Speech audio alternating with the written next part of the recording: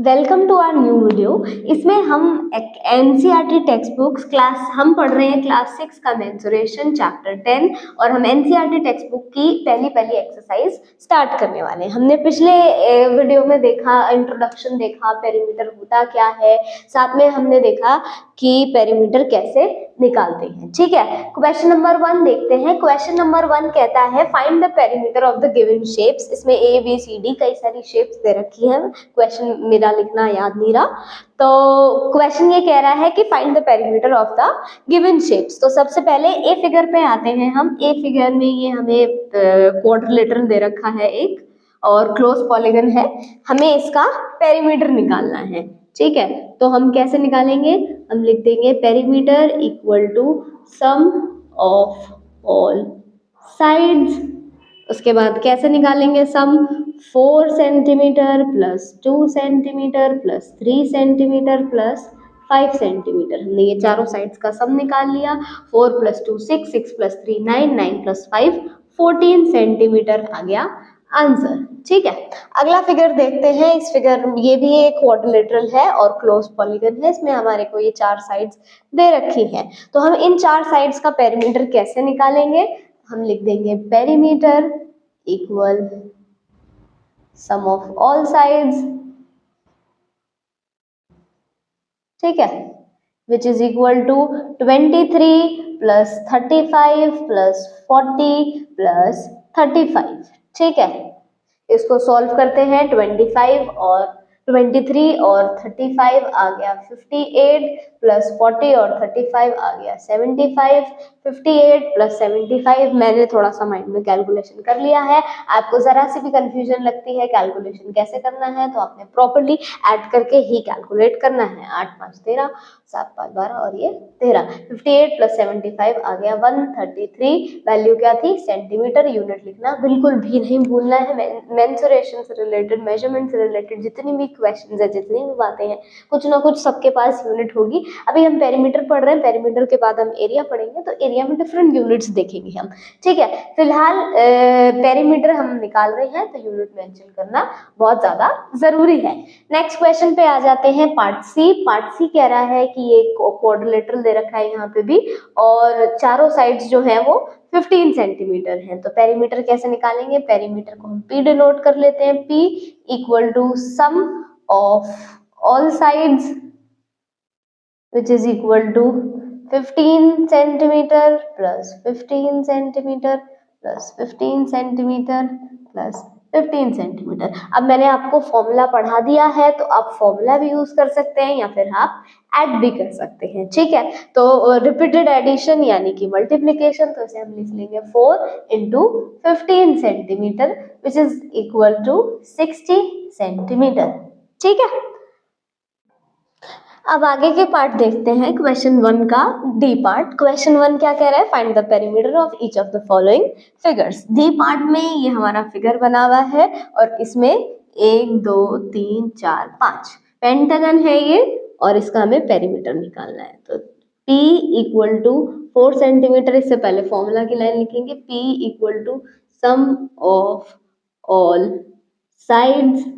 उसके बाद 4 centimetre plus 4 centimetre plus 4 centimetre plus 4 centimetre plus 4 centimetre. Repeated addition क्या होता है? Multiplication, that is 5 multiplied by 4 centimetre which is equal to 20 centimetre is the answer.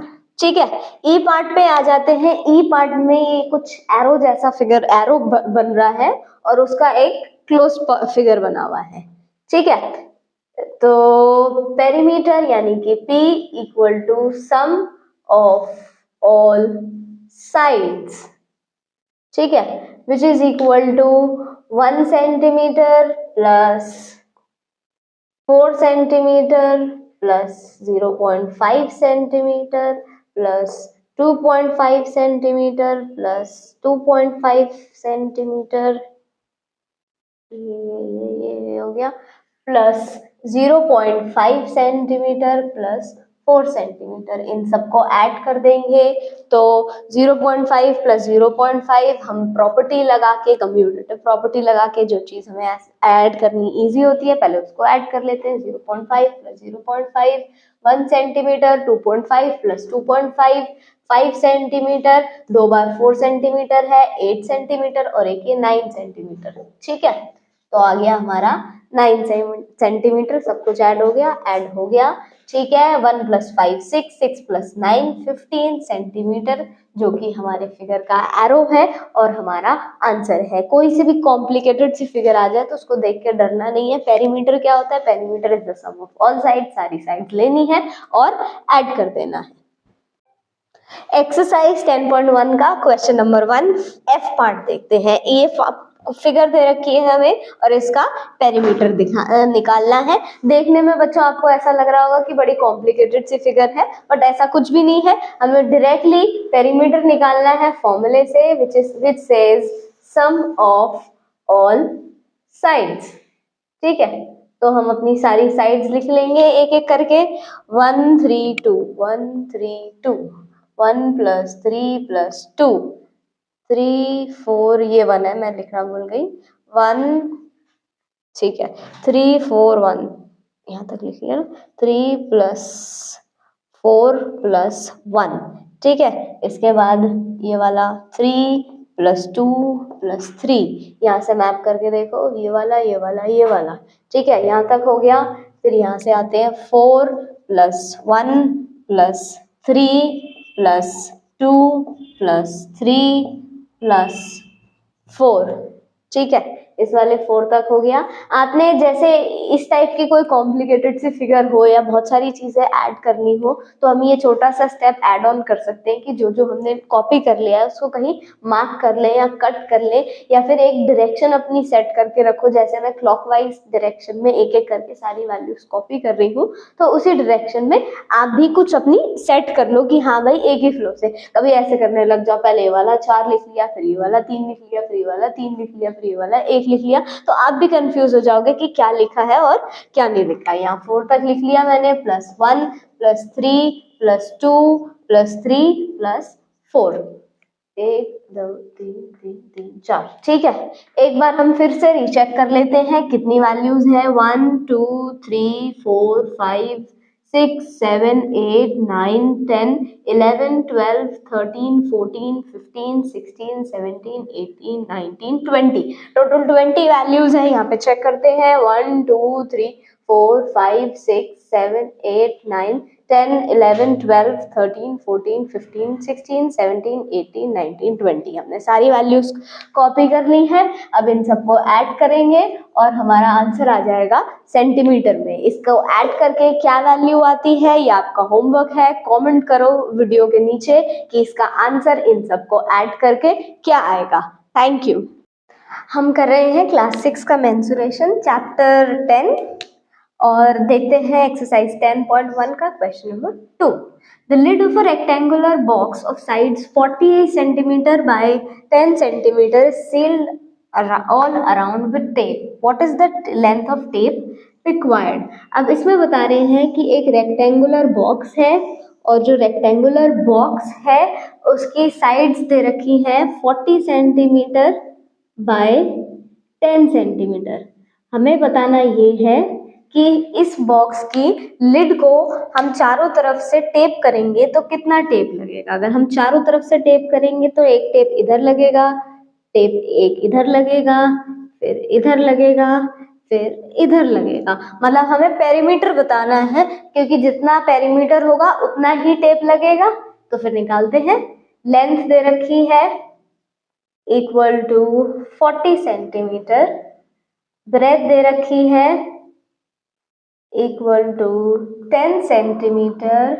एक statement लिख देते हैं, the length of tape required equals the perimeter. ठीक है, तो perimeter which is equal to 2L plus B. Perimeter of rectangle क्या formula होता है, 2l प्लस बी। अब इसमें वैल्यू पुट कर लेंगे, ये l है हमारा, ये b है हमारा, है ना। तो क्या वैल्यूज होंगी, 2l 40 plus breadth 10 which is equal to 2 into 50 which is equal to 100 centimetre. यहाँ से हमें पता चल जाता है कि कितना हमें टेप रिक्वायर है इस बॉक्स को कवर करने के लिए, इस बॉक्स की लिड को। नेक्स्ट क्वेश्चन देखते हैं, question number 3। A table top measures 2 metre 25 centimetre by 1 metre 50 centimetre. What is the perimeter of the table top. Table top क्या होता है, टेबल का बिल्कुल टॉप वाला हिस्सा, और मेजरमेंट देख के हमें पता चल रहा है कि ये हिस्सा रेक्टेंगुलर होगा। तो इसके क्या मेजरमेंट्स दे रखे हैं, 2 metre 25 centimetre by 1 metre 50 centimetre. ठीक है, तो इससे हमें क्या पता चल जाता है, इससे हमें पता चल जाता है कि length equal to 2 metre 25 centimetre है, breadth equal to 1 metre 50 centimetre है। अब ये जो लेंथ और ब्रेथ है ये डबल यूनिट्स में है, तो इसको हम सेम में कन्वर्ट करते हैं। तो हम क्या करें, दोनों को मीटर में कन्वर्ट कर दें, तो मीटर में कन्वर्ट करते हैं। चलो, 1 मीटर इक्वल टू 100 सेंटीमीटर होता है, implies 1 centimetre equal to 1 by 100 metre होगा।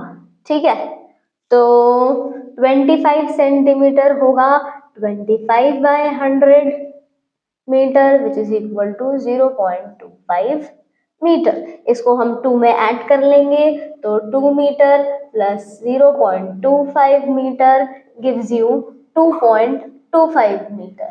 ठीक है, सिमिलरली हम ब्रेथ भी सॉल्व कर लेंगे, तो वैल्यूज क्या क्या आ जाएंगी, लेंथ इक्वल टू 2.25 मीटर आ जाएगी, और ब्रेथ इक्वल टू 1.1 है, सॉरी थोड़ा 2 जैसा लग रहा है, 1.50 मीटर हमारी ब्रेथ आ गई। ठीक है, अब हमें निकालना है कि पेरीमीटर क्या होगा टेबल टॉप का। डायरेक्ट क्वेश्चन है, perimeter P equal to 2l plus B. इसमें वैल्यू पुट कर देंगे, 2 मल्टीप्लाइड बाय l क्या है 2.25 है, और ब्रेथ क्या है 1.50 है। ठीक है, 2.25 plus 1.50 gives you 3.75 multiplied by 2 करते हैं। अगर आप में से किसी बच्चे को डेसिमल का मल्टीप्लिकेशन नहीं आता है तो मैं बता देती हूँ, डेसिमल का मल्टीप्लिकेशन बिल्कुल नॉर्मल मल्टीप्लिकेशन की तरह होता है, बस हम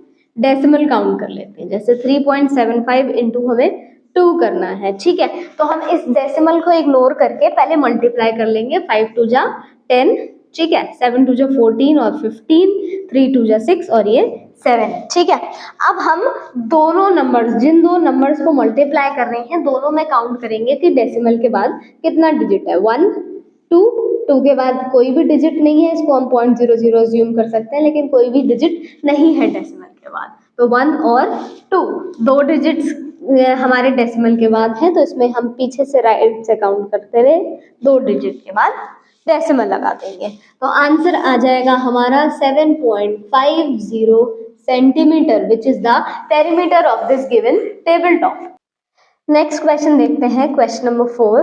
what is the length of wooden strip required to frame a photograph of length and breadth 32 centimetre and 21 centimetre. ठीक है ठीक है ठीक है, रेस्पेक्टिवली। अब इसमें क्या कह रहे हैं, इसमें बता रहे हैं कि एक फोटोग्राफ दे रखा है हमें, और फोटोग्राफ की लेंथ और ब्रेथ बता रखी है। फोटोग्राफ की जो लेंथ है वो 32 सेंटीमीटर है, और फोटोग्राफ की जो ब्रेथ है वो 21 सेंटीमीटर है। अब इसके चारों तरफ हमें एक वुडन स्ट्रिप लगा के फ्रेम बनाना है, और वो जो वुडन स्ट्रिप लगेगी उसकी कितनी लेंथ होगी ये बताना है। ये नहीं है कि क्वेश्चन में दे रखा है फाइंड द लेंथ, तो जरूरी है कि रेक्टेंगल की लेंथ निकालनी है। इस क्वेश्चन में लेंथ का मतलब आ रहा है कि फोटोग्राफ की टोटल लेंथ बतानी है जितने का हमारा फ्रेम बनेगा, दैट इज हमें पेरीमीटर निकालना है। ऑफ कोर्स पहले लिख देंगे हम लेंथ इक्वल टू 32 सेंटीमीटर और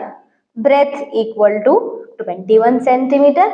उसके बाद हमें पेरीमीटर निकालना है, तो perimeter P equal to 2L plus B।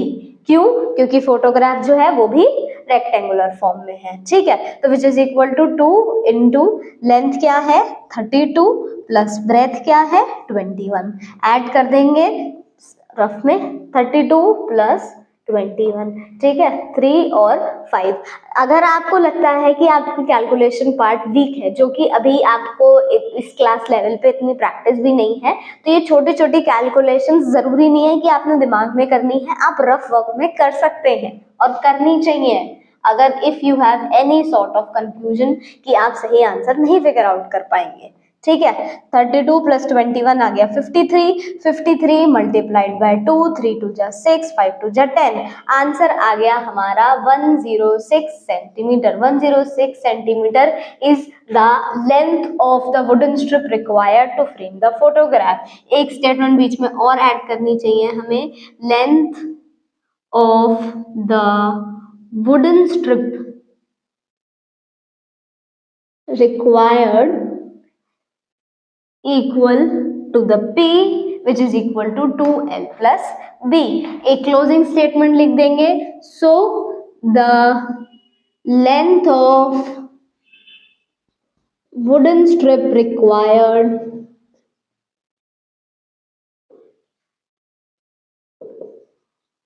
is 106 centimetre, ठीक है। नेक्स्ट क्वेश्चन देखते हैं, question number 5। A rectangular piece of land measures 0.7 kilometre and 0.5 kilometre. Each side is to be fenced by 4 rows of wires. What is the length of wire needed? एक हमें rectangular piece में land दे रखी है, ये जो land है ये रेक्टेंगल की शेप में है और इसकी लेंथ और ब्रेथ दे रखी है 0.7 किलोमीटर और 0.5 किलोमीटर। इसमें क्या करना है हमें, इसमें फेंस लगाना है। फेंस क्या होता है, जो पार्क के, अगर बच्चों आपने देखा हो, पार्क के चारों तरफ कुछ इस टाइप का वायर लग रहा होता है, इस टाइप, इस फॉर्म में वायर से बना के लगा रखा होता है। इसका पर्पस क्या होता है, एनिमल्स वगैरह को अंदर एंट्री देना या कोई बच्चा दीवार से कूद के ना आए, इस टाइप की चीजों से प्रोटेक्ट करने के लिए फेंस लगता है। तो इस रेक्टेंगुलर लैंड पे ऐसा फेंस लगना है जिसमें 4 टाइम्स हमारा जो वायर है वो इसके चारों तरफ मूव करेगा या इसके चारों तरफ लगाया जाएगा, ठीक है। तो देखते हैं, चलिए। length of rectangular land equal 0.7 kilometer, breadth of rectangular land equal to 0.5 kilometre. अब ये दोनों चीजें हमारी किलोमीटर में है, तो हम थोड़ा सा सॉल्यूशन इजी करने के लिए इसको मीटर में कन्वर्ट कर लेते हैं, ठीक है। तो 1 किलोमीटर इक्वल टू 1000 मीटर होगा, तो 0.7 किलोमीटर होगा 0.7 into 1000 which is equal to 700 metre. Similarly, 0.5 kilometre equal to 0.7 into 1000 metre, 7 कर दिया 5 which is equal to 500 metre. तो यहाँ पे फर्दर वैल्यूज लिख देते हैं, 700 मीटर और 500 मीटर, ठीक है। अब length of wire required for 1 रो। एक रो में कितना लगेगा, एक रो में लगेगा पेरीमीटर जितना, लगेगा कि नहीं लगेगा? तो पेरीमीटर क्या हो जाएगा, पेरीमीटर हो जाएगा हमारा 2L plus B which is equal to 2 into 700 plus 500 which is equal to 2 into 1200 which is equal to 2400 metre. ये हमारी लेंथ ऑफ वायर आ गई required for 1 round of wire around the rectangular piece of land. अब हम 2 round की निकालते हैं, वो 4 राउंड की निकालते हैं। तो length of wire required for 4 rows equal to, इसको हम 4 बार ऐड कर देंगे, रिपीटेड एडिशन यानी कि multiplication, which is equal to 4 into 2400 metre, which is equal to 9600 metre. ये आ गई हमारी फाइनल वैल्यू, जितना हमें वायर रिक्वायर्ड है 4 रोज के लिए। इसको हम किलोमीटर में कन्वर्ट करके सुंदर आंसर लिख सकते हैं, 9.6 किलोमीटर आएगा। मैंने डायरेक्टली सॉल्व कर दिया, आप चाहें तो प्रॉपर प्रोसीजर से एक बार मेथड से सॉल्व करके देख सकते हैं।